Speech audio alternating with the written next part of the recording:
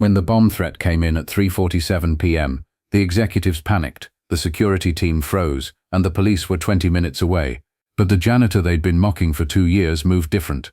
Calm, precise, like he'd handled situations like this before. What they didn't know was that Robert Chen had once been the FBI director who created the playbook for exactly this scenario. Welcome to Stories of Secret Heroes. Before we begin this powerful story of hidden leadership and earned respect, tell me in the comments from which city are you watching this video today. And if you believe true leadership reveals itself in moments of crisis, hit that subscribe button and help us share stories that matter. TechFlow Industries occupied floors 15 through 25 of the Meridian Tower, a gleaming monument to Silicon Valley success in the heart of downtown. The company had gone from startup to billion-dollar valuation in just 8 years, creating a culture that worshipped youth, innovation, and the kind of aggressive confidence that came with having more money than experience. The offices buzzed with the energy of people who believed they were changing the world. Developers in hoodies coded the next big app. Marketing executives planned campaigns that would reach millions, and C-suite leaders made decisions that moved markets. Everyone was young, driven, and absolutely certain they represented the future. Everyone except Robert Chen. At 62, Robert was the oldest employee at TechFlow by at least 15 years. He worked the evening cleaning shift, arriving at 6 p.m. when most of the staff was heading home, and staying until 2 a.m. to ensure the offices were spotless for the next day's world-changing activities. He wore a simple grey uniform with Meridian Building Services embroidered on the chest, pushed a cart filled with cleaning supplies, and moved through the gleaming offices with quiet efficiency. To the TechFlow employees who worked late, Robert was functionally invisible. They saw him empty their trash cans, vacuum their conference rooms, and clean their expensive coffee machines, but they didn't really see him. He was just part of the building's infrastructure, like the elevators or the air conditioning, necessary but unremarkable. What they didn't notice was how Robert moved through their space. His eyes constantly scanned not just for messes to clean, but for potential security vulnerabilities, unusual behavior, anything that didn't fit the normal patterns of the workplace. When he entered a room, he automatically noted exits, identified potential weapons or threats, and positioned himself where he could respond quickly if needed. His English carried a slight accent that some employees found amusing, leading to comments about the old Chinese guy who cleans our offices. They didn't know that Robert spoke 6 languages fluently, had spent 30 years in federal law enforcement, and had once briefed presidents on matters of national security. Robert had taken the janitorial job 18 months after his retirement from the FBI, not because he needed the money, his pension was substantial, but because he needed purpose. After 3 decades of handling the most complex crises in American law enforcement, he found civilian retirement unbearably empty. The cleaning job let him stay active, work with his hands, and observe human behavior in a low-stress environment. He'd planned to stay invisible, to do honest work without drawing attention to his background. But the culture at TechFlow made that increasingly difficult. The harassment started small, the way workplace cruelty often does. Comments about how some people end up cleaning offices while others build empires. Jokes about the language barrier when Robert asked polite questions about their preferences for cleaning schedules. Casual references to people who peeked at janitorial work during team meetings Robert wasn't supposed to overhear. The ringleader was Kyle Morrison, a 28-year-old VP of product development who'd made senior management through a combination of family connections and an Ivy League MBA. Kyle had built his reputation on disrupting traditional thinking and challenging outdated hierarchies, but his real talent was identifying people he could safely look down on to make himself feel superior. Robert represented everything Kyle despised about the old economy: manual labor, deference to hierarchy, acceptance of modest circumstances. Kyle saw him as a cautionary tale, proof that people who didn't embrace innovation and ambition ended up invisible and irrelevant. "Check it out," Kyle would say to his team during late-night strategy sessions, gesturing toward Robert cleaning nearby conference rooms. "That's what happens when you don't adapt to the modern economy. That's what lack of vision looks like." The commentary became a regular part of TechFlow's culture. Robert became a symbol in their discussions about success and failure, a living example of what they'd avoided becoming through their superior choices and capabilities. They'd reference ending up like Bob the janitor when discussing career risks, or the importance of staying innovative. The social media content was inevitable. Kyle's Instagram stories began featuring Robert as background elements in motivational posts about choosing your future and not settling for less. LinkedIn articles about millennial leadership used traditional workers like Robert as contrast to the new generation's approach to career building. Robert endured it all with the same quiet professionalism he brought to everything else. He'd learned during his FBI career that responding to disrespect often created more problems than ignoring it, and that people who needed to put others down usually revealed more about themselves than their targets. But the young executives interpreted his silence as confirmation of their superiority. If he'd really accomplished anything significant, surely he would have defended himself, demanded respect, or at least corrected their assumptions about his background and capabilities. 18 months into Robert's employment at TechFlow, the company faced its first major crisis. A disgruntled former employee had posted detailed building schematics and security protocols on social media, along with threats about showing these arrogant kids what real problems look like. The FBI had classified it as a credible threat, but their investigation was ongoing, and they couldn't provide specific timeline information about potential actions. TechFlow's executive team held emergency meetings to discuss enhanced security measures, but their approach was typically Silicon Valley. They focused on technological solutions, apps that could improve communication, and data analytics that might predict threats. They treated the situation like a software problem that could be debugged rather than a security crisis that required experienced judgment. Kyle, who'd been promoted to Chief Innovation Officer 6 months earlier, was put in charge of the crisis management team. His approach was to leverage our core competencies and think outside traditional paradigms to address the threat. He organized brainstorming sessions, created Slack channels for real-time updates, and developed a mobile app that employees could use to report suspicious activity. What Kyle didn't do was consult with anyone who had actual experience managing security threats. TechFlow's culture discouraged bringing in traditional expertise from law enforcement or military backgrounds. They preferred to solve problems with fresh thinking and innovative approaches. Robert watched these preparations with growing concern. His 3 decades in federal law enforcement had taught him that real security threats required experienced leadership, established protocols, and the kind of calm decision-making that came from having managed actual crises. The young executive's approach felt dangerously naive to someone who understood what they were really facing, but he wasn't consulted, wasn't asked for input, wasn't even acknowledged as someone who might have relevant perspective. He was just the janitor, cleaning up after meetings where people with no security experience made decisions about how to handle potentially violent threats. At 3:47 p.m. on a Tuesday in November, everything changed.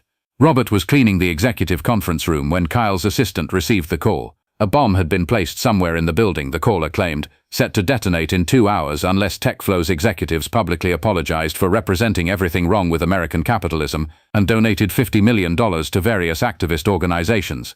The call was transferred to Kyle, who was in the middle of a presentation about quarterly growth projections. Robert could hear the conversation through the glass walls, could see Kyle's expression change from confusion to disbelief to panic. Within minutes, the conference room filled with executives, security personnel and assistants all talking at once. Kyle was on his phone with building management, trying to coordinate evacuation procedures he'd never actually practiced. The head of security was reading protocols from a manual while fielding calls from multiple law enforcement agencies. The CEO was demanding updates while simultaneously trying to contact the company's crisis management consultants. It was chaos, exactly the kind of panic-driven response that Robert had seen derail crisis management in countless situations throughout his career. Robert continued cleaning, but he was also listening, observing, and automatically analyzing the situation with the trained instincts of someone who'd managed federal law enforcement operations for 3 decades. The threat profile matched domestic terrorism patterns he'd studied extensively. The timeline and demands suggested someone familiar with corporate crisis response protocols. The specific targeting of TechFlow indicated detailed surveillance and planning. Most importantly, the way the executives were responding with panic, confusion, and competing authority structures was exactly what successful terrorists counted on to create maximum disruption and fear. That's when Kyle made a crucial mistake. "We need to evacuate immediately," Kyle announced to the room. "Get everyone out of the building right now. Use the stairs, move fast."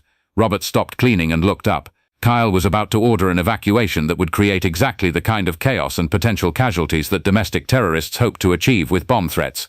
Mass evacuations were dangerous. People got trampled, emergency responders couldn't access buildings, and panic made everyone more vulnerable to secondary attacks. "Excuse me," Robert said quietly. The room went silent. Everyone turned to stare at the janitor who'd just interrupted their crisis management meeting. Kyle's face showed irritation mixed with disbelief. "Bob, this isn't the time. We're dealing with a serious situation here." "I understand," Robert said, his voice calm and authoritative in a way none of them had ever heard before.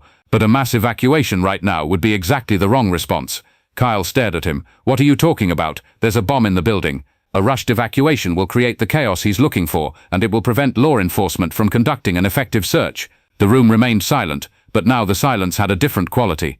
Robert's voice carried the kind of authority that made people listen, the calm competence of someone who'd handled situations like this before. Kyle recovered first. "Bob, I appreciate your concern, but we have actual security professionals handling this. You should probably go back to your cleaning." Robert looked at Kyle directly. "Son, I've handled more bombing threats than everyone in this room combined, and if you evacuate this building right now without following proper protocols, you're going to put people in danger." The word son hung in the air. It wasn't disrespectful, but it carried a weight that made Kyle's dismissal seem suddenly inappropriate. The head of security, a former police officer named Martinez, spoke up. "What would you recommend?" Robert stepped forward, his entire demeanor shifting from janitor to commander. "First, we implement a controlled evacuation, floor by floor, guided by security personnel, using predetermined routes that avoid bottlenecks. Second, we coordinate with law enforcement to establish a perimeter that allows for proper search protocols. Third, we activate emergency communication systems to keep people informed and calm. That's exactly what the federal protocols recommend." Kyle looked confused. "How do you know about federal protocols?" Robert studied him for a moment, then made a decision that would change everything. "Because I wrote most of them." The silence that followed Robert's statement lasted almost 10 seconds. Kyle was the first to find his voice. "What do you mean you wrote them?" Robert reached into his pocket and pulled out his wallet, removing a card he hadn't shown anyone since taking the janitorial job. It was his retired FBI credentials, identifying Robert Chen as former director of the Federal Bureau of Investigation, Counter-Terrorism Division. Martinez took the card with shaking hands.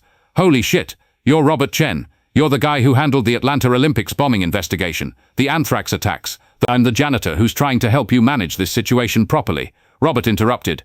"What I used to do matters less than what we need to do right now." Kyle was staring at the credentials like they were written in a foreign language. You were FBI Director, Deputy Director, Counter-Terrorism Division." Robert corrected. "From 1998 to 2019. I retired 18 months ago and took this job because I needed something to do with my time." The CEO, who'd been silent through the entire exchange, finally spoke. "Mr. Chen, would you be willing to coordinate our response to this threat?" Robert looked around the room at the executives who'd been mocking him for 2 years, the same people who'd treated him like he was invisible, who'd used him as a symbol of failure in their motivational speeches and social media content. "If you want my help," he said finally, "then I need everyone to understand that this isn't a democracy. During a crisis, there's one person in charge, everyone else follows orders, and personal feelings don't matter. Can you handle that?" Kyle opened his mouth to object, then closed it. The magnitude of the situation was finally sinking in, along with the realization of who he'd been disrespecting for the past 2 years. "Yes, sir," the CEO said. "Whatever you need." Robert nodded once. "Then let's get to work." What happened next was a masterclass in crisis management from someone who'd spent 3 decades perfecting the art. Robert's first action was to establish clear communication protocols. He had Martinez contact law enforcement to coordinate their response, ensuring that TechFlow's actions would complement rather than interfere with official investigation procedures. He assigned specific people to manage internal communications, keeping employees informed without creating panic. The evacuation he designed was the opposite of Kyle's mass exodus plan.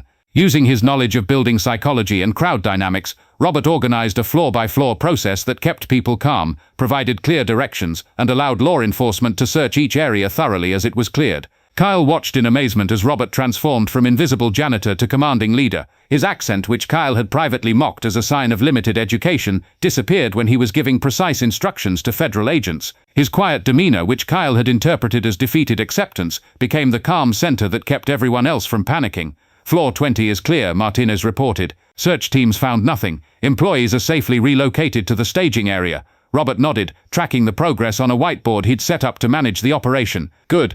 How are we doing with the upper floors?"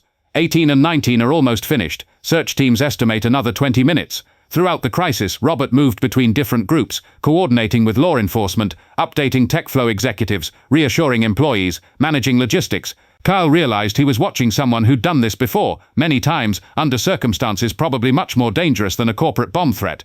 The bomb threat, as Robert had predicted, turned out to be fake. The caller was arrested 3 hours later, a former employee with mental health issues who'd wanted to cause disruption rather than actual harm. But the way the situation had been handled, the calm professionalism of the response, and the absence of panic or casualties were directly due to Robert's leadership. As the all-clear was given and employees began returning to their offices, Kyle approached Robert, who was helping coordinate the restoration of normal operations. "Mr. Chen," Kyle said, "I owe you an apology. We all do." Robert looked at him with the same calm expression he'd worn during the crisis. "For what? For how we treated you. For not recognizing, for not understanding who you were."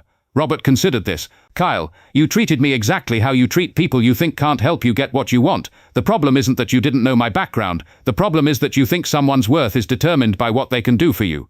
The words hit Kyle like a physical blow because they were absolutely true. News of the incident spread through TechFlow within hours, but the story that emerged wasn't about the bomb threat. It was about the janitor who'd turned out to be one of the most experienced counter-terrorism officials in the country. Kyle's social media posts featuring Robert as a symbol of failure were quietly deleted. The casual comments about ending up like Bob the janitor stopped completely. The culture that had celebrated looking down on traditional workers suddenly felt embarrassing and naive, but Robert didn't want recognition or apologies. The next evening he returned to his cleaning routine as if nothing had changed. He emptied trash cans, vacuumed conference rooms, and restocked supplies with the same quiet professionalism he'd always shown. The difference was in how people treated him. Executives who'd ignored him for 2 years now nodded respectfully when he passed. Employees who'd never acknowledged his existence began saying good evening. The young developers who'd made jokes about his English started asking about his background, his experiences, his perspective on leadership. Kyle, in particular, seemed desperate to make amends. He offered Robert a consulting position, a role in corporate security, opportunities to share his expertise with the executive team, but Robert politely declined each offer. "I like my job," Robert told him. "It's honest work, it keeps me active, and it lets me observe how organizations really function when they think nobody important is watching." A week after the crisis, Kyle found Robert cleaning the conference room where the emergency response had been coordinated. Kyle had been avoiding the space, feeling embarrassed every time he remembered his initial panic and Robert's calm competence. "Can I ask you something?" Kyle said. Robert looked up from wiping down the table. "Of course. Why did you take this job? With your background, your experience, you could have done anything." Robert finished cleaning the table before answering. "When you spend 30 years handling crises, you learn something about what really matters. It's not the title or the recognition or the salary. It's whether you're contributing something valuable to the world. But cleaning offices keeps this place running," Robert interrupted, "creates an environment where people can do their jobs effectively, contributes to the success of the organization. How is that less valuable than any other kind of work?" Kyle didn't have an answer. "The problem," Robert continued, "isn't that I'm overqualified for this job. The problem is that you've been taught to think some kinds of work are beneath certain kinds of people. That's not just wrong, it's dangerous. Because when you dismiss people based on their job titles, you miss opportunities to learn from their experience. You create blind spots in your understanding of the world, and you waste human resources that could help you solve problems you didn't even know you had." Over the following months, Kyle began to understand what Robert meant. The crisis had revealed gaps in TechFlow's leadership that went far beyond emergency preparedness. Their culture of youth and innovation had created an organization that was brilliant at solving technical problems but terrible at managing human complexity. Robert, despite his janitor title, became an informal advisor to executives who'd never imagined they could learn anything from someone in a maintenance uniform. He didn't seek out the role, but his perspective on organizational behavior, crisis management and leadership was too valuable to ignore. Kyle learned more about management from late-night conversations with Robert than he had from his entire MBA program. Robert taught him about reading body language to understand team dynamics, about creating psychological safety that encouraged honest communication, about the difference between management and leadership. "Management is about getting people to do what you want," Robert explained during one of their conversations. "Leadership is about getting people to want what needs to be done." The distinction transformed Kyle's approach to his role. Instead of focusing on being the smartest person in the room, he began focusing on creating environments where other people could contribute their best thinking. Instead of dismissing perspectives that didn't match his background, he actively sought out diverse viewpoints. The changes weren't just personal. TechFlow's culture began to evolve as well. The company implemented programs that connected employees across different levels and departments. They created mentorship opportunities that paired young executives with experienced workers from various backgrounds. They developed leadership training that emphasized humility, respect, and recognition of value in all kinds of work. Robert never asked for credit for these changes, never positioned himself as a consultant or transformation expert. He continued cleaning offices, maintaining his evening schedule, and doing the work he'd originally been hired to do. But his influence was undeniable. 2 years after the bomb threat, TechFlow had become known for something unusual in Silicon Valley, a culture that valued experience, respected all workers, and understood that innovation came from diverse perspectives rather than just youth and technology. Kyle had been promoted to CEO, but his leadership style bore no resemblance to the arrogant disruptor he'd once been. He credited Robert with teaching him that true leadership meant lifting others up rather than putting them down, and that wisdom could come from anyone regardless of their job title. Robert continued working the evening shift, but his role had evolved far beyond janitorial duties. He'd become a bridge between different levels of the organization, a source of perspective for executives facing complex decisions, and a mentor for employees who wanted to understand what real leadership looked like. The company's success had evolved too.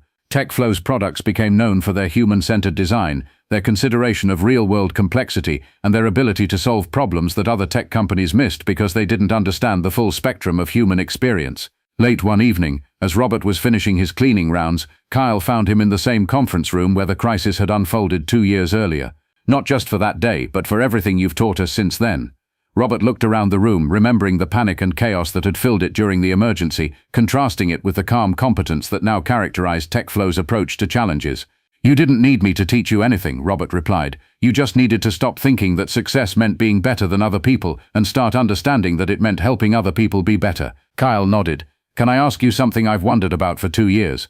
Of course, that day when you stepped forward to help, you could have let us fail. After the way we'd treated you, you could have watched us make mistakes and felt vindicated. Why didn't you?" Robert considered the question carefully. "Because leadership isn't about whether people deserve your help. It's about whether they need your help. And when people are in danger, what they've done to you matters less than what you can do for them. Even when they've been cruel, especially then, because that's when you prove that your character isn't dependent on how others treat you." Robert Chen still works at TechFlow Industries, still arrives at 6 p.m. sharp for his evening shift, still maintains the offices where young innovators work to change the world. But he's no longer invisible, no longer dismissed, no longer treated as a cautionary tale about failure. The executives who once mocked him have learned that innovation isn't just about new technology. It's about new ways of seeing people, new ways of recognizing value, and new ways of understanding that wisdom can come from unexpected sources. Kyle Morrison still leads the company, but his approach to leadership has been fundamentally transformed by a janitor who turned out to be one of the most experienced crisis managers in the country.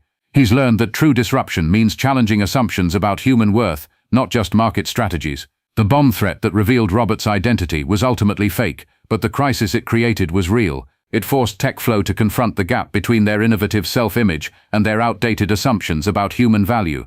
It showed them that the most important breakthroughs sometimes come from recognizing the potential in people you've been overlooking. Robert never returned to federal law enforcement, never leveraged his background for personal gain, never sought recognition for the transformation he'd helped create at TechFlow. He'd found something in his janitorial work that all his years in high-profile government positions hadn't provided: the satisfaction of contributing to success without needing to be at the center of it. The real innovation at TechFlow wasn't technological, it was cultural. They'd learned to see past job titles to recognize human value, to understand that experience comes in many forms, and to appreciate that the person cleaning your office might have insights that could save your company. But perhaps the most important lesson was personal. Kyle had learned that strength isn't about putting people down, it's about lifting them up. That leadership isn't about being the smartest person in the room, it's about creating space for everyone's intelligence to contribute. And that respect isn't something you give to people based on what they can do for you, it's something you give to people because they're human beings doing honest work. So I ask you, have you ever met someone like Robert Chen, someone whose current job didn't reflect their true capabilities, whose background would have shocked you if you'd known it, whose wisdom you might have missed because you didn't think to look past their uniform? Share their story in the comments. Tell us about the service worker, the janitor, the person everyone overlooked who turned out to have depths no one suspected. Because here at Stories of Secret Heroes, we know that the most important innovations often involve recognizing the value that was there all along. Thank you for watching. If this story moved you, subscribe and share it with others. Help us honor the quiet strength of those who lead by example, even when no one knows they're leading. We'll see you in the next story. And until then, remember to treat everyone with respect, because you never know who you might be talking to. The person cleaning your office might once have briefed presidents on national security. But more importantly, they're a human being doing honest work that deserves your recognition, regardless of their background. The most powerful innovations aren't always technological. Sometimes they're simply about learning to see people as they really are.